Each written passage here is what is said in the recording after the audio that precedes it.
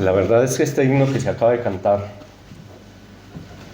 es de los más hermosos que podemos interpretar nosotros. Es un deseo, es una invitación para todos aquellos que quieran ser pueblo de Dios,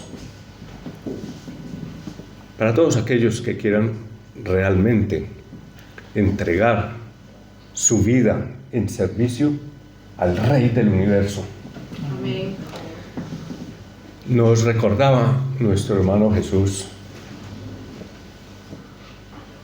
que el culto de adoración no empieza con el sermón, que el culto de adoración empieza muchísimo antes, ni siquiera con la alabanza, con la oración, no empieza allí. El culto de adoración ni siquiera empieza con esas clases deliciosas que prepara nuestro hermano Carlos Lázaro. El culto de adoración empieza mucho más antes, cuando tú te levantas y pones en tu corazón ese ánimo, ese deseo de venir a buscar la iglesia del Señor, de reunirte con la iglesia del Señor y adorar al Rey de Reyes, al Señor de Señores. El culto de adoración empieza no aquí en este local, no aquí entre estos cuatro muros. El culto de adoración empieza aquí, en nuestro corazón. Amén, amén. Hombre, hay algunas personas para las cuales venir a adorar a Dios es lo más importante que nos puede suceder durante toda la semana. Hay personas que cuando salimos el día domingo de aquí, ya estamos esperando que sea domingo nuevamente para correr a buscar la iglesia, para adorar. Porque si ustedes estudian un poquito Efesios capítulo 1, versículo 4, para eso fuimos nosotros creados. Efesios capítulo 1, versículo 4, se lo regalo ahí, no tiene que ver nada con el sermón. Pero para eso fuimos nosotros creados, para alabanza de la gloria de su gracia, con la cual nos hizo aceptos en Cristo Jesús.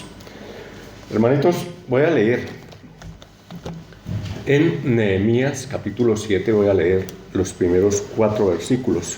Nehemías capítulo 7 dice de la siguiente manera: Luego que el muro fue edificado y colocadas las puertas y fueron señalados porteros y cantores y levitas, mandé a mi hermano Ananí y a Ananías, jefe de la fortaleza de Jerusalén, porque este era varón de verdad y temeroso de Dios más que muchos.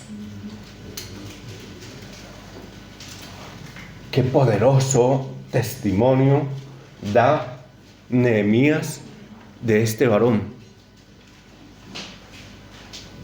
Qué bueno sería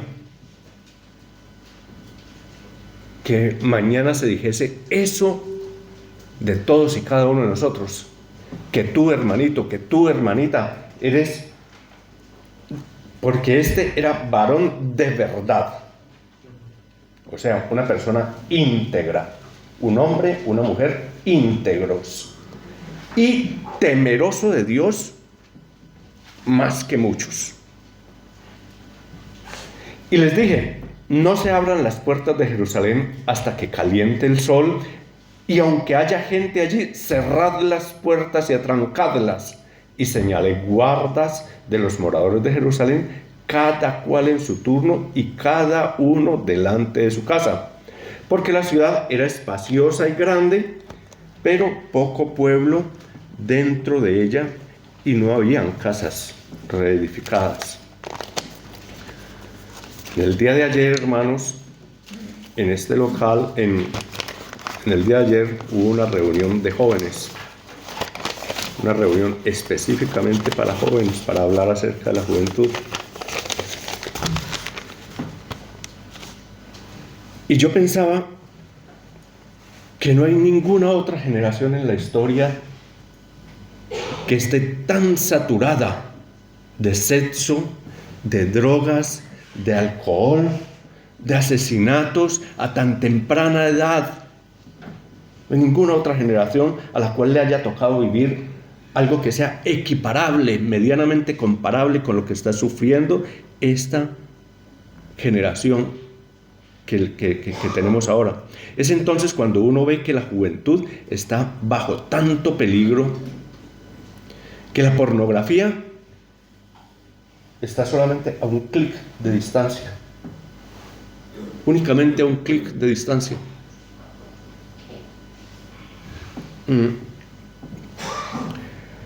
Porque hagan memoria los que tienen un poco más de 30 años, hace 30 años, no necesitan ser abuelos, viejos, ni mucho menos. Solamente los que tienen la pornografía no la encontrábamos, no sabíamos ni dónde estaba. No sabíamos. Hoy en día nuestros niños de 10, 11 añitos, cada vez es más baja la edad, están expuestos a todo tipo de basura virtual, a cualquier tipo de malformación sexual, y esa basura se instala en la mente de nuestros hijos y no podemos decir, es que nosotros somos open mind, somos de mente abierta.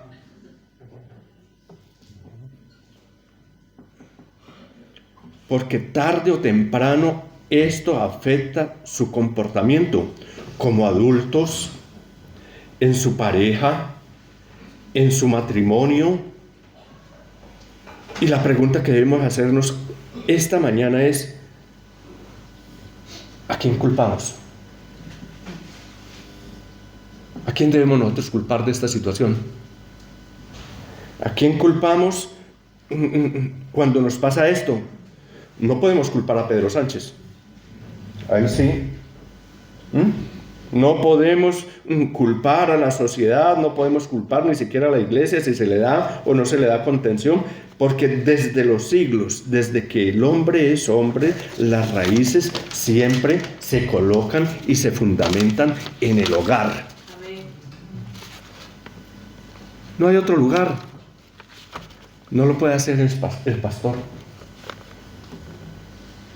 Las raíces, las bases, los fundamentos de nuestros chicos no los puede hacer el pastor, no lo puede hacer el sacerdote, ni tampoco el rabino. Las raíces se fundamentan en el hogar siempre. Y lo que ocurre en el hogar determinará si pondremos a un hombre o a una mujer de bien en la sociedad. Pero siempre las raíces están en el hogar. Siempre las raíces están en el hogar. Por eso la pregunta que hoy, en esta mañana, nos refiere el Señor es, ¿cómo está nuestra familia? ¿Cómo está nuestra familia? La Biblia narra que había un hombre llamado Nehemías, que llega con 43,000 patriotas judíos, 43,000, a la ciudad de Jerusalén. Y la ciudad de Jerusalén, hasta el día de hoy, está rodeada por muros. Muros, por todos los costados, muros. Estos muros habían caído, habían sido derribados. Y cuando llega con todo y unas 43,000 personas, allí se ve que los muros están derribados y dice, pongámonos a trabajar, a levantar los muros. Pero luego que los muros de la ciudad son levantados, Él levanta las puertas de cada hogar, las casas de cada hogar, que obviamente estaban derribadas, estaban destruidas. Y Él dice, levanten las puertas de cada hogar. Y la Biblia lo narra aquí en Nehemías capítulo 7, versículo 3. Dice, no se abran las puertas de Jerusalén hasta que caliente el sol. Y aunque haya gente allí, cerrad las puertas y trancadlas. Y señalé guardas de los moradores de Jerusalén, cada cual en su turno y cada uno delante de su casa. Recordemos que todo lo que está escrito en la Sagrada Biblia tipifica algo. O sea, todo lo que está aquí escrito nos enseña algo para el momento que estamos viviendo. Trae una palabra para nosotros. Es un mensaje de Dios para nosotros hoy. Cada guarda, después que levantaron los muros, se paró delante de su casa a vigilar que ningún enemigo entrara a la casa. Cada quien estaba allí, guarda bien armado, en la puerta de su casa, vigilando que ningún enemigo entrara en la casa. No hay un ejemplo más claro que esté más claro que cada sacerdote de cada hogar, que cada papá, que cada mamá tiene que pararse en la puerta de su hogar simbólicamente y cuidar qué entra en nuestra casa, qué libros consumen nuestros hijos, qué videos ven, qué navegan por internet, cómo está siendo su vida. Una vez les dije que nuestros hijos no pueden tener una vida privada mientras vivan bajo nuestro techo. Mientras nuestros hijos vivan bajo nuestro techo, en nuestra casa, no pueden tener una vida privada. Mientras que vivan bajo nuestro techo. Esto puede sonar antiguo, esto puede sonar pacato, retrógrada, llámale como tú quieras. Pero son nuestra responsabilidad. Tus hijos son tu responsabilidad, hermanito, hermanita. Tú como sacerdote de esa casa tuya eres responsable por todos aquellos que moran bajo tu techo. Y nosotros somos guardas que tenemos que vigilar que entra en nuestro hogar. Una vez me dices, bueno, es que mi hijo ya es grande y ya es responsable. Pero tenemos que saber, aun cuando los vemos con esos aparatitos en los oídos, nosotros tenemos que saber qué música están oyendo, qué es lo que está sucediendo, qué están escuchando. Hoy en día vemos a nuestros adolescentes que van en nuestro propio coche. Nuestros adolescentes van en nuestro propio coche y ni siquiera participan de la charla de los padres. ¿Por qué? No se enteran. Ellos van en su mundo. No se enteran de las enseñanzas del Padre, no se enteran de lo que se está hablando, de las necesidades de la casa, no se enteran de cómo va la vida, de cómo va el país, de cómo va la iglesia, de cómo va tu vida espiritual. ¿Por qué razón? Porque están conectados con Dios. Yo no creo. Yo no creo que estén conectados con Dios. Conozco inclusive familias donde todos están sentados a la mesa y no están oyendo lo que se habla porque están conectados electrónicamente. Y paradójicamente, mientras más conectados a la tecnología estén, más desconectados están de su familia. Más desconectados están de los suyos. Más desconectados están del que está a su lado. Es una paradoja. Es una paradoja que hoy nosotros hablemos de nuestro prójimo y no conozcamos al que está más próximo. Qué paradojas que nos enseña la vida. Siguen estando No hablan. Allí están, simplemente cogidos. No hablan. Contestan con balbuceos. Dicen,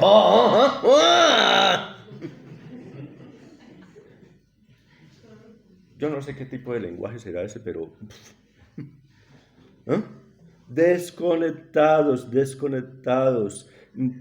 Nosotros, hermanos, nuestra responsabilidad es impedir que nuestra familia se desconecte, porque nosotros somos guardias asignados por Dios para vigilar a la puerta de nuestro hogar. Porque si uno es indiferente a un problema de estos, este pequeño problema es una incubadora para problemas más grandes que se forjarán después. Esto es una incubadora de problemas más grandes. Les repito, controlen con quién susurran sus hijos. ¿Susurran sus hijos por teléfono? Controlen.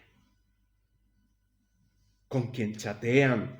¿Por qué se encerró en la habitación a llorar? ¿Por qué come en algunos casos desaforadamente y luego se encierra en el cuarto de baño? ¿Por qué navega por internet con la puerta cerrada? Controlen, hermanitas, controlen, hermanitos. Aunque te diga, es que estoy haciendo la tarea, es tu responsabilidad controlar que no estén charlando, siendo menores con mayores, con gente desconocida, a través de la peligrosa red de internet, si se usa indebidamente. Esta semana nada más, en uno de los noticieros, en Noticinco, estaban recordando el caso de Patricia Aguilar. Muchos de los que están aquí no recuerdan ese caso o no lo conocieron porque es un caso local. Pero yo sé que muchas de las personas que están aquí sí recuerdan el caso de Patricia Aguilar. ¿Qué sucedió con esta chica? Una chica que a los 16 años empezó a chatear. ¿Qué tiene de malo eso? Chateando con un tipo de por allá del Perú. Cuando ya tuvo los 18 años, simplemente cogió un avión y se fue allá. Se perdió. Por allá resultó envuelta, pero como 2 años después es que la encuentran, envuelta en una secta de estas, en una cosa de esas raras, religión o chamanismo, qué sé yo, alguna cosa de esas filosofías, en la selva, con una barrigota. Y ya metida en el mundo de esas drogas y en el... ¿Por qué? ¿Por qué suceden estas cosas? Este no es un caso aislado, porque hoy el mayor problema son aquellos chicos que empiezan a chatear, se meten en otros grupos cuando menos pensamos que se volvieron musulmanes. ¿Y a dónde van a parar? A Siria, a Libia, por allá, que los entrenen para volverlos terroristas, para volverlos... La red de internet, si no se usa adecuadamente, es muy peligrosa, Entonces,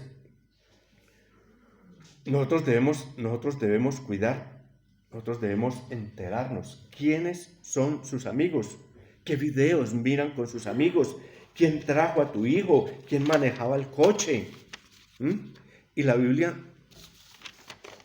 muchas personas ven a sus hijos crecer en la cama. Muchas personas los ven crecer en la cama porque están dormidos cuando salimos a trabajar. Y están dormidos cuando regresamos. Y uno le dice, hermanito, ¿no puedes compartir más tiempo con ellos? No, hermanito, no puedo. Es que si no trabajo el sábado, contratan a otra persona y a mí me dejan. Y yo necesito esos centavitos.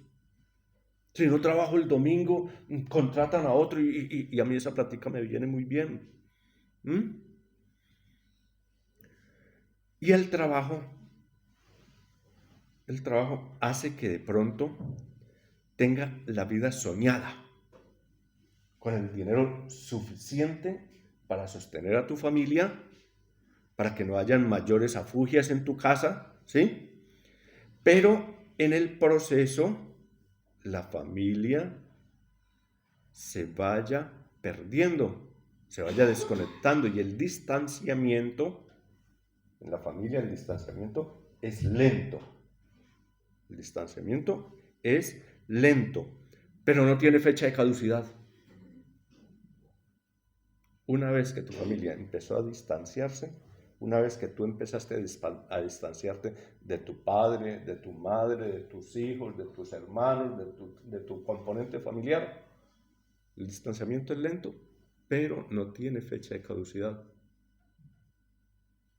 Siempre, siempre vamos a estar distanciados, distanciamiento.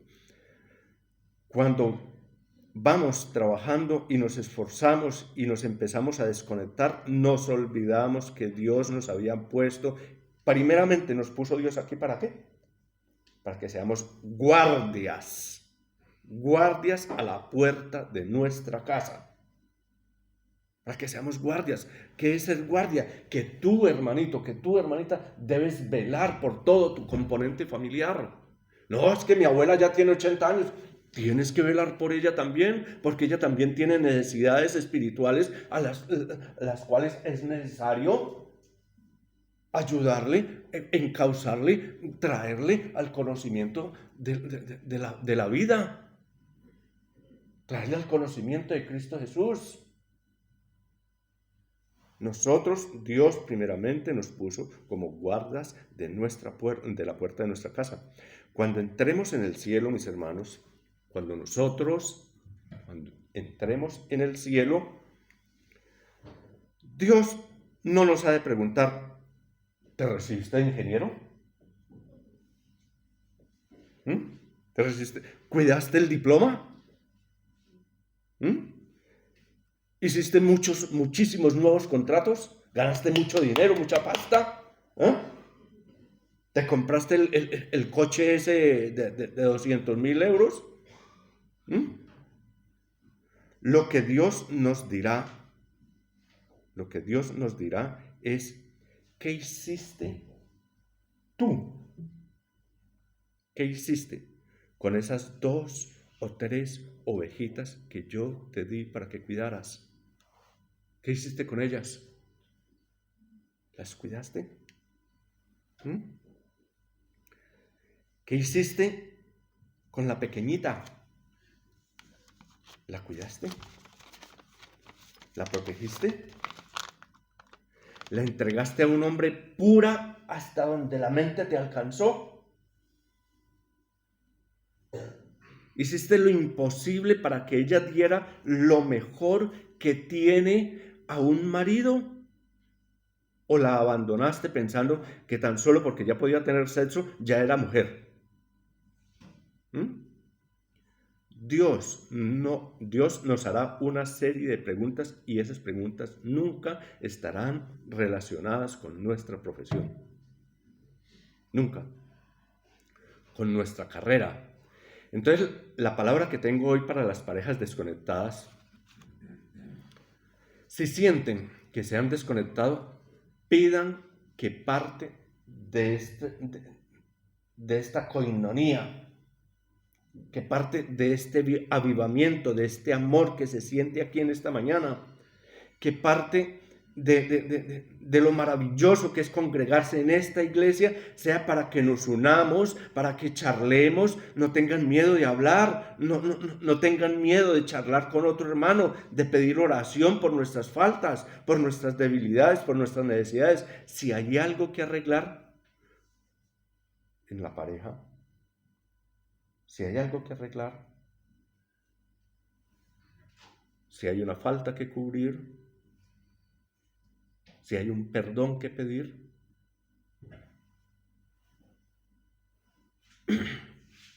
no esperen a arreglarlo en la cama. No esperen a arreglarlo en la cama.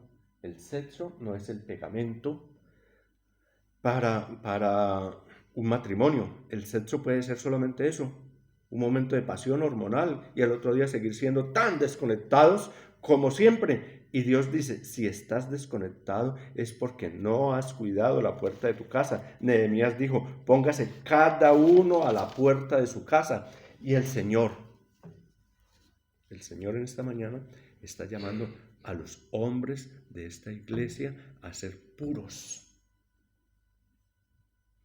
a ser santos. Hablo a todos los varones. Dios nos llama a ser santos, a ser puros, a ser íntegros. Tu hogar necesita que tú estés como un hombre íntegro.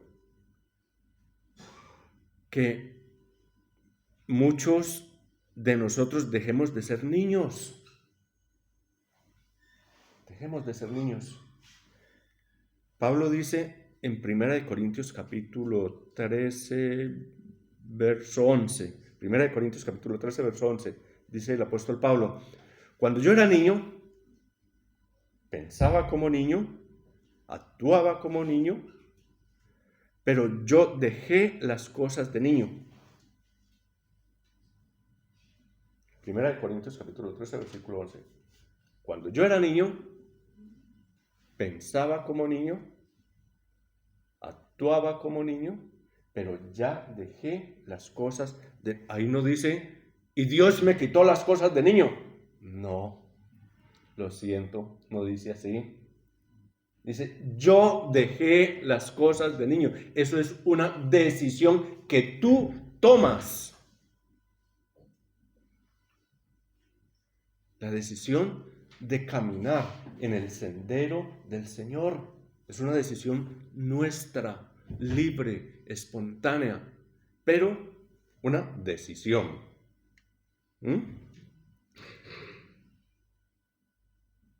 Y allí es donde empieza a ser un adulto. Y tus hijos ven que tienen un papá que no solamente sabe hacer hijos, sino que tienen un guía, que tienen un sacerdote, alguien que se para a la puerta a vigilar. Pero si en cambio tus hijos ven que te quejas, ay, otra vez domingo, otra vez para la iglesia.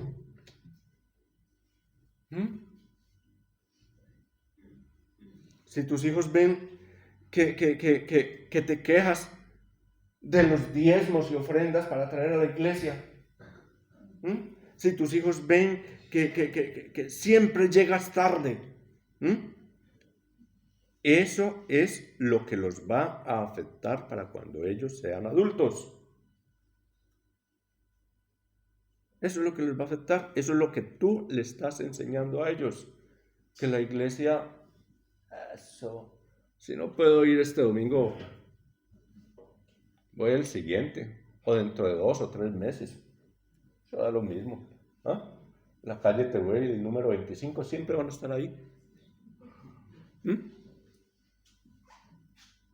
Y si tus hijos ven que tú te estás peleando contigo mismo y buscando ahí las moneditas para poner en la ofrenda, eso es lo que están aprendiendo y eso es lo que van a hacer contigo. Eso es lo que van a hacer contigo, eso es lo que te van a ofrendar, con eso es que te van a honrar. Porque si tú mismo no pones a Dios como primera necesidad intrínseca en tu vida, ¿cómo pretendes que tus hijos aprendan esto si no lo vieron de ti? Entonces, si nosotros no estamos como sacerdotes, como vigías, entonces por más que traigamos el cheque, el talón y tengan la casa de sus sueños, tu hijo, tu hija puede estar consumiendo pornografía en internet, llenándose la cabeza de basura y nosotros no lo sabemos. Y Dios les dice una palabra hoy a los padres que se han desconectado. Tú tienes que ser el portero de tu casa, un guardia de la casa.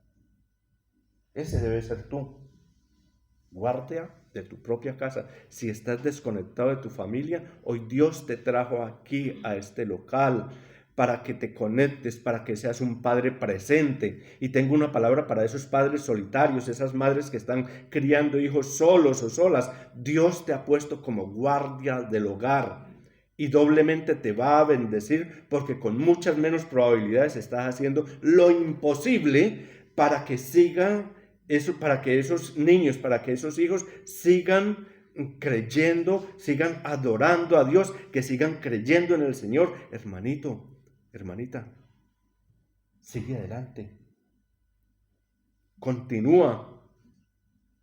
¿Nos han abandonado? Sí, se fue. Y me dejó, o la dejó a ella, con uno o dos o más hijos. Sí, se fue. Pero sigue adelante. Continúa, nos han abandonado, pero hay un Dios que no nos deja, hay un Dios que va a abrir puertas, hay un Dios que nos va a bendecir, hay un Dios que está contigo y no te va a dejar caer. Yo celebro a las viudas, a las solteras, a las separadas, a las divorciadas. Quiero que sepan que Dios está interesado en ti. Dios se metió contigo y quiere hacer de ti algo grande. ¿Cómo te ama el Señor? ¿Cómo te ama Dios? Hay que tener lo que hay que tener para hacer lo que has hecho sin un esposo a tu lado. Tengo una última palabra para los divorciados. Aquí hay gente divorciada con dolor. Nadie se casa con el fin de divorciarse luego. Creo que solo lo hacen las personas con un muy pobre concepto de la familia. Tienen un concepto de la familia muy pobre. O las celebridades de Hollywood. Las celebridades de Hollywood que porque tienen muchísimo dinero para perder y hacen contratos prematrimoniales que si esto no funciona, cada uno por su lado y cada quien conserva su fortuna. Desde antes de casarse ya estaban pensando en el día de separarse.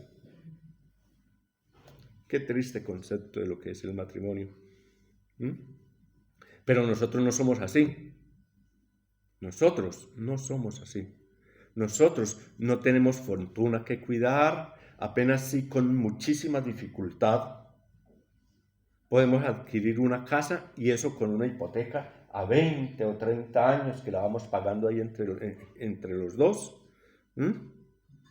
Y un día una infidelidad llega como un intruso para instalarse en la mesa de comer. Un día la traición hace pedazos el sueño de la casita de cristal y nos encontramos con un dolor, con un luto que dicen que es solamente comparable a la muerte. Los que han vivido una traición saben de lo que les estoy hablando, y tengo una palabra para los que están divorciados. Quiero darte un consejo.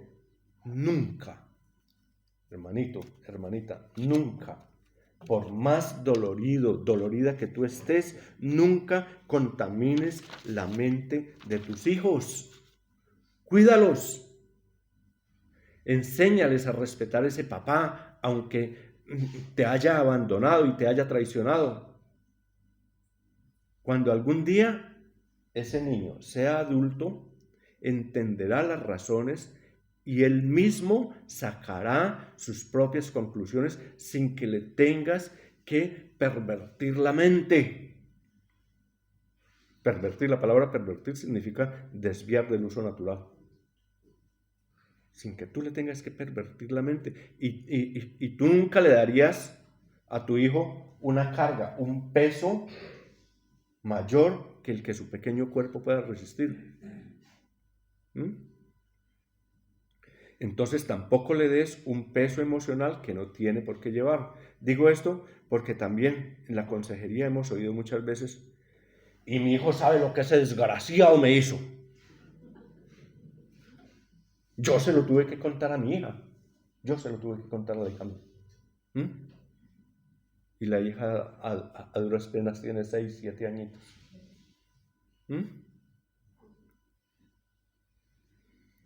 Espera que si ellos van a crecer, se darán cuenta si hay un villano o si por el contrario se trata de una villana. Si hay un malo o si no, o si los dos fueron culpables o no, pero no contamine su relación. Bastante estrés tiene ya con su infantil vida como para que tú le agregues tu estrés. Además, y entonces hay hijos cargados que dicen, yo cuando me case no voy a ser como mi mamá, como mi papá. No, yo no voy a ser así, no voy a ser como mi mamá. Y terminan siendo lo mismo. Terminan siéndolo. Porque no hay gesto que más se repita que aquel que aprendieron en el hogar. ¿O dónde crees que ellos aprendieron las palabrotas que dicen? ¿Dónde las aprendieron? Por estar leyendo la Biblia. En la Biblia no hay palabrotas. Te lo aseguro. Te lo aseguro. No hay palabrotas en la Biblia. Pero el caso es que desde la motivación, ¿sí? Es muy probable que ellos digan que no voy a ser como mi mamá, como mi papá. El caso es que desde la motivación están equivocados porque vieron tantas cosas malas en sus papis que uno dice, bueno, él no lo va a repetir. Pero no es así como se debe empezar la vida. Él tiene que casarse creyendo creyendo en que la fidelidad va a ser el garante de su vida matrimonial, que tiene que casarse creyendo que va a envejecer con esa persona con la cual está contrayendo matrimonio, creyendo que ha de respetar por siempre hasta el último día de sus vidas a quien lleva su alianza. Hasta el último día de sus vidas. Por eso, sé guardia de tu hogar, cuida su mente. Lo que has pasado es doloroso, pero tú no tienes por qué cargar esto en la mente de la niñez. Permíteles que disfruten de su niñez. La Biblia dice, si el árbol, se encuentra en Job capítulo 14, versículos 7 y 8, dice, si el árbol muere, aún queda esperanza. Sus renuevos, no van a faltar sus renuevos. Pero si envejeciera en la tierra su raíz, su tronco fuese muerto, en el polvo, al percibir el agua, va a reverdecer y hará copa como planta nueva. ¿Por qué dice la Biblia? La Biblia dice que el casamiento es la unión de dos agendas hacia un mismo destino. Pero si el infortunio, si por alguna cuestión de la vida se divorcian, si por alguna cuestión de la vida te tocó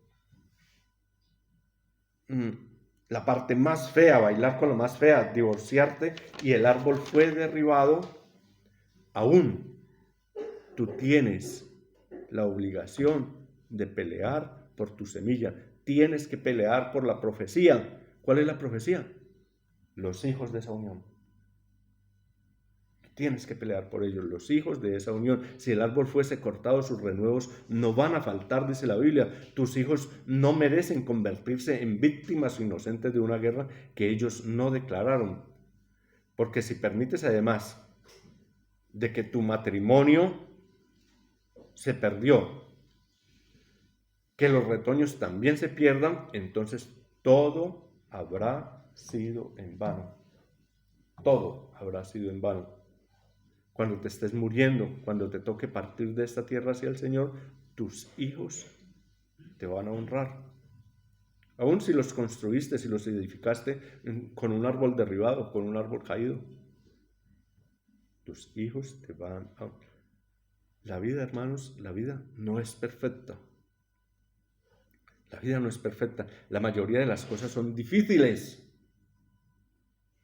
Pero nunca te rindas, nunca te rindas, las cosas buenas están por venir. Que tu fe sea más grande que tu miedo.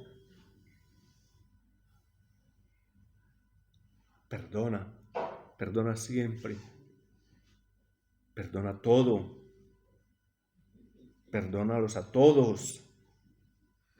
Por grande que sea la ofensa, perdona. Porque tú no tienes por qué cargar con las ofensas de otro. Viaja liviano y por sobre todo, acércate a Cristo Jesús, Señor nuestro. Que Dios me les bendiga. Amén.